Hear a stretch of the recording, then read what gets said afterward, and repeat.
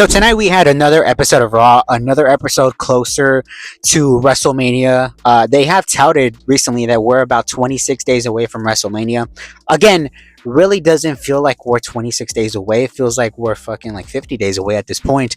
But we did get some advancement as far as the WrestleMania matches, such as AJ Lee and Becky Lynch. That has been officially announced for WrestleMania. One thing I will say about this promo that they had was the fact of Becky Lynch. She came out here and cut a promo on AJ Lee, and it was much more visceral, I guess, is the one of the words I can describe as, because before, when they had the chamber build, I think a lot of people felt this way about this program as far as AJ and Becky, was the fact of, yeah, they're, probably two of the best workers, or two of the best women's workers in the world, but they were kind of overacting and acting a little goofy for this title match against AJ Lee. And we have that match officially announced between AJ Lee and Becky Lynch. Again, my whole mindset is it's fine to have AJ as the interim champion right now. It's fine for her to be champion within this stretch from Chamber to Mania. But after Mania, it's obviously and should go back to Becky Lynch. The championship should, because again, a part-time AJ champion is not the best scenario, not the best move for this division as a whole going forward. As far as, what else we had on this show, we had OBA Femi and Brock Lesnar once again. OBA Femi stood tall over Brock Lesnar once again here in the opening segment.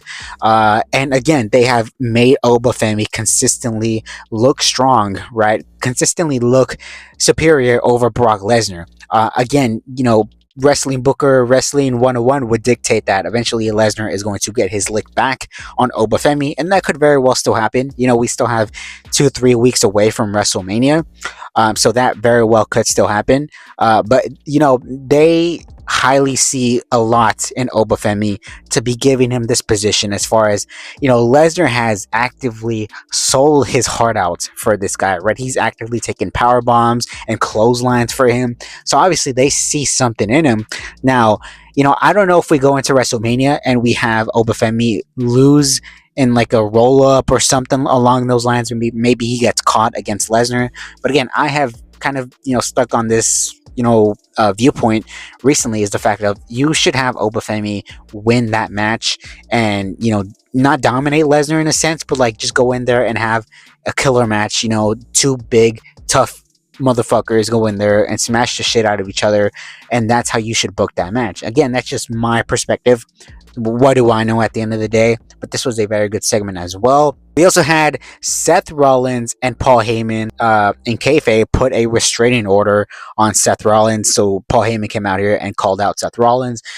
This was very, I guess, not out of character for him, but he was very much coming off as like a very vulnerable man here, saying how he wanted Seth to come out here and settle this like men. And he did everything here to essentially goad Seth Rollins to coming out here.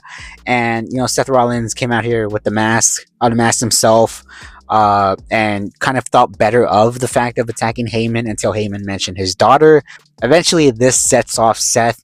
He goes in there, he punches Heyman, and it's revealed that there's a restraining order between both Seth and Heyman, so Seth is carted off. Again, this was fine. This was fine as far as the segment goes. But again, I am still of the mindset, I am still of the thought process that they're just waiting for Braun Breaker to show back up. And again, there's been rumors as far as he's, they're just waiting for the clearance for him to be cleared to show up against Seth for WrestleMania. So if this feels a little bit stretched out and a little bit underwhelming, I'm not saying it's likely by design, but it's probably what they're waiting for, as far as just waiting for Braun to be cleared. And we also had the main event segment here between Roman Reigns and CM Punk. This was I believe their fourth segment in ring. Obviously, this was coming off of the heels of last week's promo, in which Roman Reigns simply told CM Punk that he was old, and this was enough to set off CM Punk.